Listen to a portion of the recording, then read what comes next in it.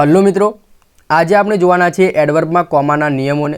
ઘણા લાંબા સમય પછી આ વિડીયો આવી રહ્યો છે, એટલે જે પણ લોકો એડવર્બને શીખી રહ્યા હતા એમને હું એક ક્વિક રિવિઝન કરાવી દઉં, જેથી કરીને એમને ફટાફટ યાદ આવી જાય કે એડવર્બ શું હતું અને એના વાક્યો કેવી રીતે બનતા હતા।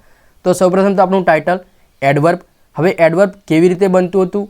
તો સબ્જેક્ટ વર્બ અને ઓબ્જેક્ટથી આપણું એક વાક્ય બને છે। એમાં આપણે શું કરતા હતા? 4 પ્રશ્નો પૂછતા હતા, વેર, વેન, વિથ હુમ અને વાય, અને આનો ઉપયોગ કરીને આપણે એક વાક્ય મેળવતા હતા। હવે આનું ગુજરાતી શું થતું હતું? તો કે વેર એટલે કે ક્યાં, સ્થળ બતાવવા માટે ઉપયોગમાં આવે છે। ત્યાર પછી વેન એટલે કે ક્યારે, સમય બતાવવા માટે ઉપયોગમાં આવે છે। ત્યાર પછી વિથ હુમ એટલે કોની સાથે, અને વાય એટલે શા માટે કાં તો પછી કેમ।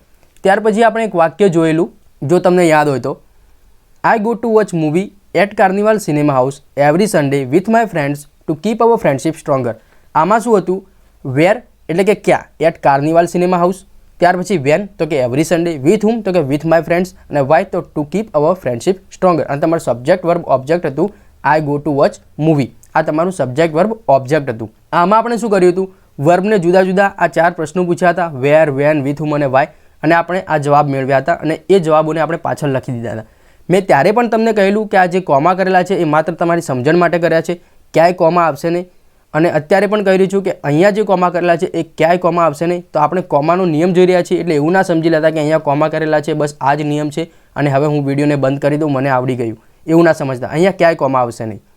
સૌપ્રથમ તો આનું ગુજરાતી જોઈ લઈએ। હવે તો આનું ગુજરાતી છે, અમારી મિત્રતા વધુ મજબૂત રાખવા માટે હું મારા મિત્રો સાથે દર રવિવારે કાર્નિવલ સિનેમા હાઉસમાં મૂવી જોવા જાઉં છું। હવે આપણે જોઈએ કોમાનો નિયમ। તો કોમાનો નિયમ કેવી રીતે કામ કરે છે? તમારું વાક્ય બને છે સબ્જેક્ટ વર્બ અને ઓબ્જેક્ટથી। જ્યારે પણ સબ્જેક્ટ પહેલાં કંઈ પણ આવે તો તમારે સીધું એને કોમા મારવાનું છે, એટલે કે એને કોમા લગાવવાનો છે। જ્યારે પણ યાદ રાખજો, જ્યારે પણ સબ્જેક્ટ પહેલાં કંઈ પણ આવે છે તમારે સીધું એને કોમામાં મૂકવાનું છે। તમને એક્ઝામ્પલ આપું એટલે ખબર પડે વધારે। તો એક્ઝામ્પલ છે એટ કાર્નિવલ સિનેમા હાઉસ। તમારા સબ્જેક્ટ પહેલાં આવ્યું, સબ્જેક્ટ તમારું શું છે? આઈ છે, વર્બ તમારું શું છે? ગો છે, અને પાછળનું ટુ કરીને એક વર્બ છે, એને અત્યારે ભૂલી જાઓ, અને ઓબ્જેક્ટ છે તમારું મૂવી। તો ટુ વોચ મૂવી અને ઓબ્જેક્ટ તરીકે લઈ લો। તો તમારું સબ્જેક્ટ છે આઈ, વર્બ છે તમારું ગો, ઓબ્જેક્ટ છે તમારું ટુ વોચ મૂવી। હવે અહીંયા શું થયું? તમારું આઈ એક સબ્જેક્ટ છે, એની પહેલાં એટ કાર્નિવલ સિનેમા હાઉસ આવ્યું તો નિયમ પ્રમાણે આપણે શું કરવાનું? કોમા મારવાનો। તો કોમા આપ્યો। ત્યાર પછી એવરી સન્ડે, એ પણ સબ્જેક્ટ પહેલાં આવ્યું તો એને પણ કોમા માર્યો। ત્યાર પછી વિથ માય ફ્રેન્ડ્સ, એ પણ સબ્જેક્ટ પહેલાં આવ્યું તો એને પણ કોમા માર્યો। Two keep our friendship stronger, A subject પહેલાં આવ્યું તો એને પણ કોમા માર્યો। ત્યાર પછી આપણું વાક્ય આઈ ગો ટુ વોચ મૂવી, તો એ આપણું સાદું વાક્ય, એના પછી તો કંઈ છે નહીં, એટલે સીધું પૂર્ણવિરામ। તો મિત્રો, આ એડવર્બના જે ટુકડા છે એ તમારે જેટલા પણ આગળ લઈ જવા એટલા તમે લઈ શકો છો। એવું નથી કે 4 ટુકડાઓને કમ્પલસરી આગળ લઈ જવા।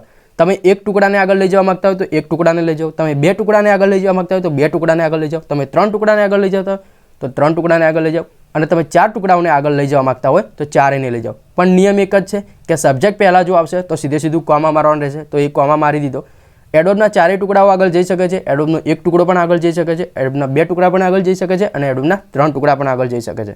તો મિત્રો, અહીંયા કોમાના નિયમો પૂરા નથી થયા। કોમાના નિયમોને આપણે ઇન ડિટેલમાં એટલે કે ઊંડે સુધી સમજવાના છે। તો 2-3 બીજા એક્ઝામ્પલ આપું છું, એ જોઈ લો। બસ વધારાની બીજી 2-3 મિનિટ થશે, તમને બધું ખબર પડી જશે કે કોમાના નિયમો છે એ એડવર્બમાં અને કોઈ પણ વાક્યમાં કેવી રીતે કામ કરે છે। ત્યાર પછી એક એક્સરસાઇઝ છે, એ પણ કરવાની છે। આખી અલગ જ એક્સરસાઇઝ છે, એક અલગ જ હોમવર્ક જેવું રહેશે, એ તમારે કરવાનું છે। બહુ મજા આવશે, છેલ્લે સુધી જોડાઈ રહો। હવે બીજું વાક્ય જોઈએ, તો એ પહેલાં એક ટાઇટલ તો આપી દો કે રૂલ્સ ઓફ કોમા આપણે શીખી રહ્યા છીએ, બરાબર? તો એવું એક ટાઇટલ આપી દો। હવે જોઈએ વાક્ય। તો વાક્ય એવા જ ચાલશે જે તમને આગળ એડવર્બમાં મેં ચલાવી દીધા છે।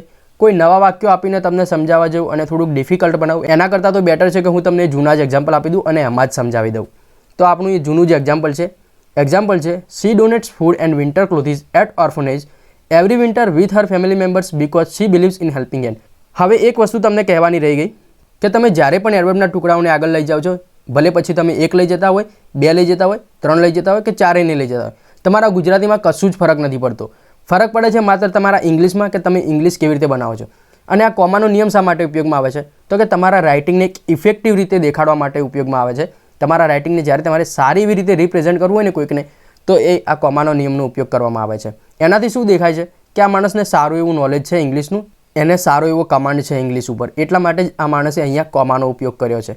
તો કોમા તમારા ઇંગ્લિશને એક સારું એવું બતાવે છે કે આમને ઇંગ્લિશ સારું એવું આવડે છે, તો એટલા માટે થઈને જ આ જે કોમા છે એનો ઉપયોગ કરવામાં આવે છે। તો મેં તમને એ પણ કહી દીધું કે એના ગુજરાતીમાં કોઈ જ ફેરફાર નથી થતો। તો હવે આપણે આપણા વાક્ય પર આવીએ। તો તમારું આ વાક્ય છે, હવે આમાં આપણે કોમાના નિયમનો ઉપયોગ કરવાનો છે। તો એ જોઈએ. તો અહીંયા તમે જુઓ, સબ્જેક્ટ તમારું શું હતું? સી હતું. વર્બ તમારું શું હતું? ડોનેટ્સ હતું. અને પાછળનું ફૂડ એન્ડ વિન્ટર ક્લોથિંગ તમારું ઓબ્જેક્ટ. તો સબ્જેક્ટ તમારું પાછળ છે, તો એ સબ્જેક્ટના પેલા 3 ટુકડાઓ આવ્યા છે, તો એમ એ ત્રણેયને શું કર્યું આપણે? કોમા માર્યો. એટ ઓર્ફનેજ, એવરી વિન્ટર, આ બંને આગળ આવ્યા તો કોમા માર્યો. ત્યાર પછી વિથ હર ફેમિલી મેમ્બર્સ, આ આગળ આવી તો એને પણ કોમા માર્યો. ત્યાર પછી because she believes in helping hand, તો એ તો પાછળ જ છે, એ કોઈ આગળ નથી આવ્યું, એ તો ત્યાંના ત્યાં જ છે, બરાબર. જે આગળ ગયા છે એમને કોમા મારવાનો, જે ત્યાંના ત્યાં છે એને તો કોમા મારવાની જરૂર જ નથી, તો એ ત્યાંના ત્યાં રહ્યું એટલે એને કોમા આવશે નહીં. જે આગળ ગયા છે એમને કોમા મારી દીધા. હવે તમે જોતા હશો એટ ઓર્ફનેજ, એ કેપિટલ છે, બરાબર. સી તમારું સબ્જેક્ટ છે છતાં પણ એ સ્મોલ છે, તો એવું કેમ? તો વાક્યની જ્યારે પણ શરૂઆત થાય છે એનો પહેલો લેટર હોય છે હંમેશા કેપિટલ આવે છે, બાકીના બધા જ તમારા સ્મોલમાં રહેશે, સિવાય કે કોઈ વ્યક્તિનું નામ ઉપયોગમાં થયું હોય કે પછી કોઈ સ્થળનું નામ, આ બે આવશે તો જ તમારા અંદરના પણ કેપિટલ રહેશે, એટલે કે એ વ્યક્તિનું નામ અને સ્થળનું નામ. બાકીનું બધું તો સ્મોલમાં જ જશે. હવે જો એક છેલ્લું વાક્ય, એમાં એક ખૂબ જ મહત્વનો કોમાનો નિયમ સમજાવેલો છે, એ ધ્યાનથી જોઈ લો એટલે બસ તમારું એડવર્બ પતી ગયું. હવે જોઈએ એ વાક્યને, તો Rohan does exercise at gym every day with his friends in order to keep himself fit. તો ફટાફટ પહેલાં તો આપણો જે સાદો કોમાનો નિયમ હતો એ જોઈ લઈએ. તો એ છે એવરી ડે, તમારો સમય આગળ આવ્યો એટલે કોમા લગાવ્યું. કેમ કે રોહન તમારું સબ્જેક્ટ છે, સબ્જેક્ટ પહેલાં જે પણ આવશે એને કોમા લગાવવાનો નિયમ પ્રમાણે, તો એ કોમા લગાવ્યું. વિથ હિઝ ફ્રેન્ડ્સ, તો એ આગળ આવ્યું તો એને પણ કોમા લગાવી દીધો. Rohan does exercise at gym in order to keep himself fit, તો બાકીનું વાક્ય એમના એમ છે, તો ત્યાં આગળ કોઈ પણ જગ્યાએ કોમા નહીં આવે, બસ જે આગળ ગયા છે એમને જ કોમા આવશે. રોહન એક નામ છે એટલે એનો આર પણ કેપિટલ જ રહેશે. તો હવે જોઈએ એક મહત્વનો નિયમ, તો એ નિયમ એવું કહે છે કે સબ્જેક્ટ અને વર્બની વચ્ચે જ્યારે પણ તમે કંઈ પણ વસ્તુને ઉમેરો છો તો એને કોમા લાગે છે.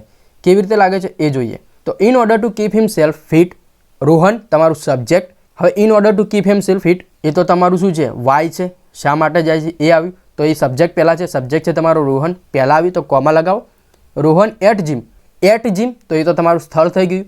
હવે આપણું વાક્ય કેવી રીતે બને છે? સબ્જેક્ટ, વર્બ અને ઓબ્જેક્ટથી. હવે સબ્જેક્ટ પછી તરત વર્બ નથી દેખાતું અને સ્થળ સીધું કેવી રીતે આવી ગયું? તો અહીંયા શું થયું? તમારો એડવર્બનો ટુકડો આવી ગયો વચ્ચે, તો લગાવો એને કોમા, આપી દો આગળ પાછળ 2 કોમા. કેમ કે એક તો સબ્જેક્ટ પછી છે એટલે કોમા આવશે અને બીજું વર્બ પહેલાં છે એટલે કોમા આવશે અને પાછળનું વાક્ય તમારું એવી રીતે જ રહેશે. તો બસ આટલું જ સરળ હતું. તો અહીંયા તમે જોતા હશો કે મેં આ 2 વાક્યો જે ચલાવ્યા છે, એક આના પહેલાં ચલાવ્યું અને એક આ, તો આ બંનેમાં મેં તમને ગુજરાતી નથી આપ્યું. કેમ? તો કે મેં ઓલરેડી તમને એડવર્બનું એક વિડીયો આપી દીધું છે, એમાં મેં ગુજરાતી સાથે તમને સમજાવેલું છે, તો તમે એ વિડીયોને જોઈ શકો છો અને ત્યાંથી આ ગુજરાતીને ઉઠાવી શકો છો. કશું જ નથી ગુજરાતીમાં, બરાબર. ગુજરાતીમાં તો કંઈ ફેરફાર થવાનો નથી, ત્યાં જે ગુજરાતી છે એ જ અહીંયા રહેવાનું છે. હવે મેં તમને કહેલું કે આપણે એક સરસ મજાની એક્સરસાઇઝ કરવાની છે અને તમને મજા આવશે. હવે તમે એડવર્બમાં કોમાના નિયમને તો સમજ્યા, બરાબર, કે કોમા કેવી રીતે આવે છે અને ક્યાં ક્યાં કોમાને લગાવવો. હવે તમારે એક કામ કરવાનું છે, તમારે તમારી ઇંગ્લિશની ચોપડીને, તમારી જોડે કોઈ પણ ચોપડી હોય, પછી તમે 10માંથી નીચેના ધોરણમાં ભણતા હોય, 12મા ધોરણમાં ભણતા હોય, કોલેજ કરતા હોય, અને જો તમારી જોડે એક ઇંગ્લિશની ચોપડી હોય તો તમારે એને ઉઠાવવાની છે. એનું પહેલું પત્તું લેવાનું છે, કોઈ પણ એક ફકરા ટાઈપ લખેલું હોય એ ટાઈપનું, અને એમાં તમારે આવા કોમાવાળા વાક્યો શોધવાના છે. ત્યાર પછી એમાં તમારે આ જે સબ્જેક્ટ છે એને શોધવાનો પ્રયત્ન કરવાનો છે. કેમ કે આ તો એકદમ સરળ ઉપરથી વાક્ય લીધું અને એમાંથી જ તમને સમજાવ્યું છે. હવે એમાં તમને કોઈ સમજાવવા નહીં આવે, એમાં તો સીધું વાક્ય લખેલું છે, તો એમાં તમારે ડાયરેક્ટ તમારી રીતે શોધવાનું છે કે અહીંયા સબ્જેક્ટ ક્યાં છે. સબ્જેક્ટ શોધશો તો એમાં પણ એવું થશે કે પાછળ એટ જીમ જેવા એડવર્બના ટુકડા નાખી દીધા છે, તો એ પણ તમારા માટે થોડીક મુશ્કેલી ઊભી કરશે કે તમારું વર્બ ક્યાં છે. તો વર્બ કેવી રીતે શોધશો કે જેટલા કોમા આવે એને છોડીને જોઈ લો, એ છેલ્લે જે આવશે એ તમારું વર્બ હશે. કશું જ રોકેટ સાયન્સ જેવું છે નહીં, એકદમ સહેલું છે. જો તમે ધ્યાનથી આ પ્રેક્ટિસ ન કરશો ને તો તમને ખબર પડી જશે કે તમારું સબ્જેક્ટ કયું છે અને તમારું વર્બ કયું છે. ત્યાર પછી તો તમારું ઓબ્જેક્ટ ચાલુ જ આવશે. તો બસ તમારે આટલી એક એક્સરસાઇઝ કરવાની છે, અને જો તમે થોડાક વાક્યો જાતે બનાવી શકો તો 2-3 વાક્યોને બનાવીને કમેન્ટમાં લખવાના છે, જે હું તમને ચેક કરી આપીશ સાચા છે કે ખોટા. ગુજરાતી લખવાની જરૂર નથી, સીધું ઇંગ્લિશ લખો. બસ કોમાના નિયમોને ભૂલતા નહીં કે અહીંયા કોમા આવે.